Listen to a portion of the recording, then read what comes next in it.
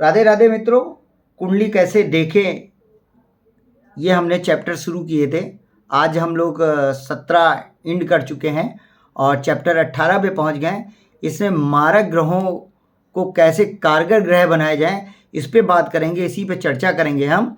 और वीडियो शुरू करने से पहले आप सबसे ये निवेदन है कि आपको अगर इसी चैप्टर से आप मेरे साथ जुड़े हुए हैं तो कृपया करके फर्स्ट चैप्टर से आप पढ़ते हुए आइए, तब इस चैप्टर पे पहुंचिए। आपको बहुत सारी चीज़ें समझ में आएंगी और आप फिर उसको इंटरेस्ट से पढ़ेंगे, क्योंकि ये जो चैप्टर है मारक ग्रहों का और आपके किस तरह इसको हम कारगर बनाएंगे उसका बहुत इंटरेस्टिंग चैप्टर है। और बहुत लोग इसमें गलती कर जाते हैं और बहुत पंडित अपना रुपया भी बनाने लगते हैं।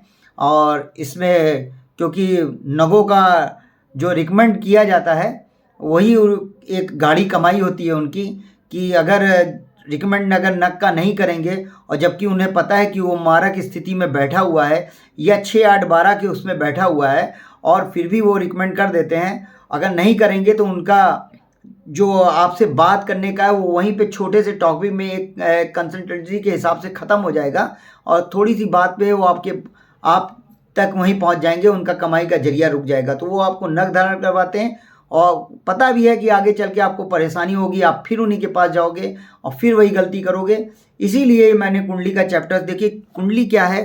कुंडली जब मैंने शुरू की तो मैं यही चाहता हूँ कि मेरी कुंडली से लोग पढ़ें और अपने भविष्य, वर्तमान और भूतकाल को स्वयं देखें। स्वयं थोड़ी बहुत भी नॉलेज आ गई तो आपको कोई मूर्ख नहीं बना सकता। कम से कम आप जब ये देखोगे कि ये तो मेरा ग्रह मारक है, इस पे हमें सिर्फ दान करना है और इस विषय पे आप उससे बातचीत कर सकते हो कि भैया पंडित जी आपने तो बताया था कि क्या कहते हैं इसका वो पहन लो नग, लेकिन ये तो मेरी मारक स्थिति में बैठा है, अगर ये जब इसकी दशा अंतरदशा चालू होगी तो मुझे बहुत परेशान करेगा। इसलिए आपको नॉलेज होना बहुत ज़रूरी है और इसीलिए मैं बहुत डीपली और बेसिक चीज़ें लेके चल रहा हूँ कि आपको हर चीज़ हर एंगल से समझ में आ जाए। कभी भी किसी के सामने आप बैठे हो, आप झट से बता दें कि नहीं ये मुझे गुमराह कर रहा है, ये ऐसा होना चाहिए। 4 लोगों को आप उसकी हेल्प कर सकते हो। कुंडली विज्ञान इसीलिए बना हुआ है कि लोगों की सहायता करना, ना कि उनसे धन कमाना।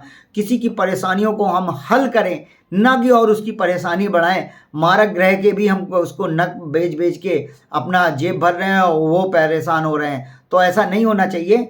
तो चलिए हम बताते हैं आपको कि देखिए मारक ग्रह हम पहले ही से समझा चुके हैं। योग कारक और मारक ग्रह क्या होते हैं। कुंडली के 5वां घर पंचमेश कहलाता है। आप हमेशा ध्यान कर लीजिए, अगर पंचमेश 5वां घर होता पंचमेश और वही हमारे इष्ट देव होते हैं, इनके आप पूजा पाठ और बीज मंत्र पढ़ेंगे तो हमेशा कुंडली सकारात्मक वे में दौड़ेगी। और दूसरा, अगर लग्नेश आपके 6 8 12 में बैठे हुए हैं तो कभी भी आप लग्नेश का रत्न धारण नहीं करेंगे, चाहे कोई जितना भी कह दे। अगर 6 8 12 में कोई भी आपका ग्रह बैठा हो उसका रत्न धारण नहीं करना है, उसका सिर्फ बीज मंत्र पढ़ना है आपको। और बीज मंत्र आगे आके मैं चैप्टर बताऊंगा कौन से किसके बीज मंत्र होते हैं और कितने तक पढ़े जाते हैं। थोड़ी जगह मैंने उसको ले रखा है कि बीज मंत्र आप ये पढ़िए पीछे के चैप्टरों में। तो आगे मैं सिर्फ बीज मंत्र का एक चैप्टर पढ़ाऊंगा जिसमें बीज मंत्र होगा और कितनी गिनती तक होता है बीज मंत्र ये बताऊंगा। और कौन से ग्रह, जैसे मंगल का आपको अगर पढ़ना है बीज मंत्र तो 108 बार पढ़ना है। और आपको पढ़ना क्या है, ओम अंग अंगारकाय नमः, ऐसे करके बीज मंत्र पढ़ने हैं। बुध के पढ़ने हैं, सूर्य के पढ़ने हैं, बुध का पढ़ना है, कितने गिनती तक पढ़ना है, 7000 गिनती तक पढ़ना है। शनिवार का पढ़ना है, शनिदेव का पढ़ना है तो 23,000 बार पढ़ना है। राहु का पढ़ना है तो 20,000 बार पढ़ना है। केतु का पढ़ना है तो 7,000 बार पढ़ना है। ऐसी गिनती करके मैं लिख के एक एक चैप्टर बताऊंगा। और हर एक हाउस जो आपको बता चुका हूं मैं कि 12 हाउस होते हैं, 12 राशियां होती हैं। 12 हाउस में आप समझ लीजिए हाउसेज वहीं रहते हैं, लेकिन हर एक हाउस की अपनी कहानी एक होती है, अपने लिए वो कुछ कहता है। उस हाउस का डिपार्टमेंट एक होता है और जो उस हाउस में राशि बैठी रहती है वो समझ लीजिए वो राशि को डिपार्टमेंट पूरा मिल जाता है, उस हाउस का डिपार्टमेंट। अब उसके साथ जो भी अच्छा या बुरा करना है वो राशि संभालती है।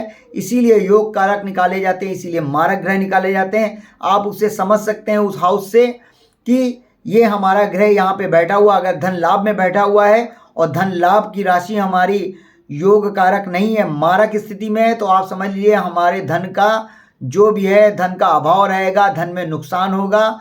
अगर वो हमारे स्वभाव में या लगन में बैठी है और लगन में बैठ के वो मारक स्थिति में है तो आप समझिए हमारा स्वभाव चिड़चिड़ा होगा और हमारी जो क्या कहते हैं सेहत है वो भी अच्छी नहीं रहेगी।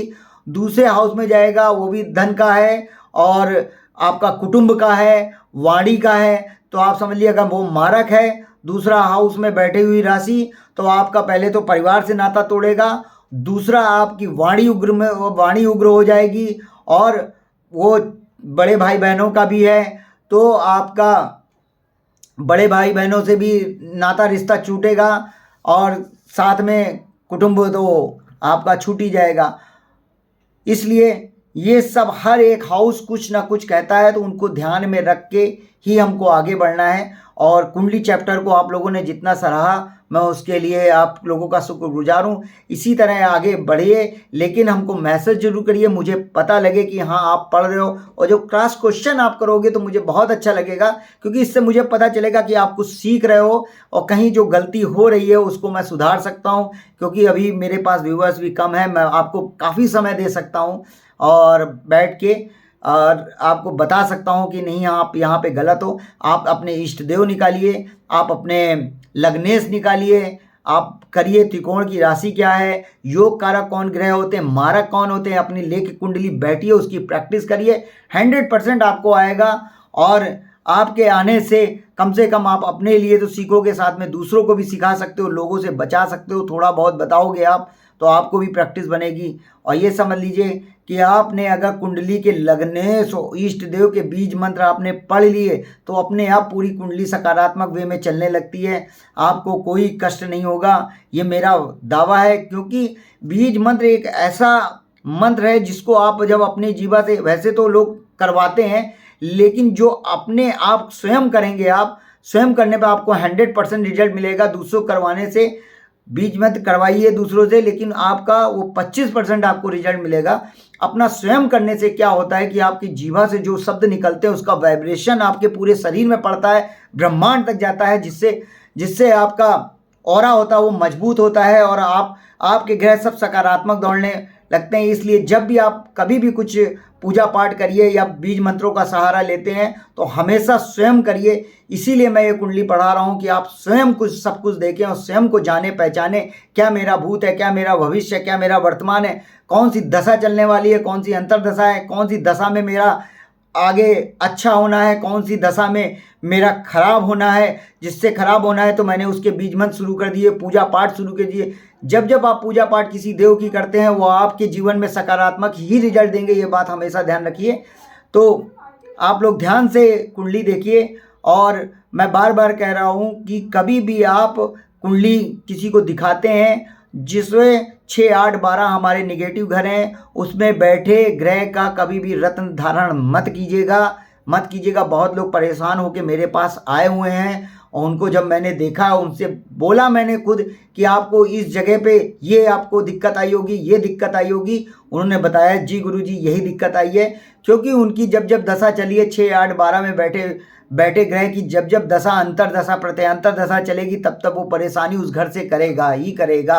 अगर रोग शत्रु में बैठा हुआ है तो उसको जीवन में जब दशा जिस ग्रह की ये चलेगी वो आदमी बीमार भी होगा, उसके शत्रु भी हावी होंगे और उसका व्यय भी होगा, सारा कुछ होगा, लेकिन उस हाउसेस के हिसाब से। और वो हाउस के बारे में भी मैं पढ़ाने वाला हूँ बहुत जल्दी, आपको एक एक हाउस के बारे में लिख करके दूंगा मैं कि इस फर्स्ट हाउस में स्वभाव होता है तो सेकंड हाउस में आपका वाणी और कुटुंब का होता है, थर्ड हाउस में बहुत मेहनत करने वाला हाउस है, फोर्थ हाउस माता पिता का है और छठा संतान और एजुकेशन का है। इसी तरह सारी चीज़ें करना है। अब देखिए 5वां हाउस जो पंचमेश है उस पर आपको बहुत आपको पंचमेश क्या आता है, पंचमेश को आपको पकड़ के रखना है। सबसे पहली बात, पंचमेश क्या होते हैं, हमारी कुंडली के पंचमेश पूरी कुंडली को देखते हैं, क्योंकि उनका अगर आपने बीज मंत्र पढ़ के उनको सिद्ध कर लिया तो आप बहुत ज़्यादा आपके जीवन में सकारात्मक चीज़ें दौड़ने लगेंगी। पंचमेश यानी पांचवा घर आपका एजुकेशन का होता है, ज्ञान का होता है, भंडार का होता है। आप अगर ज्ञान आपके पास है तो आप कुछ भी सोचने समझने की शक्ति आप में ज़्यादा है, तो आप कोई भी कार्य करेंगे। मान लीजिए आप कोई क्राइम करने जा रहे हैं, आपको अगर बुद्धि नहीं है तो वो क्राइम कर देंगे, लेकिन आपका बुद्धि विवेक काम कर रहा है, आपका ग्रह मजबूत है उस जगह से, तो आप वो क्राइम करने से बचेंगे। इसीलिए पांचवें हाउस में बैठा व्यक्ति, जो बैठा ग्रह होता है, वो हमारा कहलाता है, आपका इष्ट देव कहलाते हैं। वो उनकी पूजा अध्ययन करिए और उनके बीज मंत्र पढ़िए। पंचमेश हमेशा शुभ होता है। और अगर पंचमेश नकारात्मक जगह बैठा हो, यानी आपका 6, 8, 12 में बैठा हो, तो उसका धारण मत करिए कभी भी रत्न। आप उसके बीज मंत्र पढ़िए, उसी से सकारात्मक हो जाएंगे। और मेरी बातों को ध्यान में रखिएगा। 2-4 बार ये वीडियो देखेंगे, आपको खुद ही मोटिवेशन आएगा कि हमें करना क्या है और कैसे हमारे क्या कहते हैं वो आपको रत्न पहनने हैं, क्या बीज मंत्र पहनने हैं। हमेशा ध्यान रखिए, मारक ग्रहों के कभी भी रत्न धारण नहीं करने हैं, उनके सिर्फ बीज मंत्र पढ़ने हैं। योग कारक के आप रत्न धारण करिए, लेकिन कब, जब वो क्या कहते हैं 6, 8, 12 में ना बैठे हों, सही जगह बैठे हों। राधे राधे। अगर आपको जानकारी अच्छी लगे तो ज़रूर आप क्या कहते हैं वीडियो को आगे बढ़ाइएगा और वीडियो लाइक करिएगा, मेरे चैनल को सब्सक्राइब करिएगा। दोबारा राधे राधे।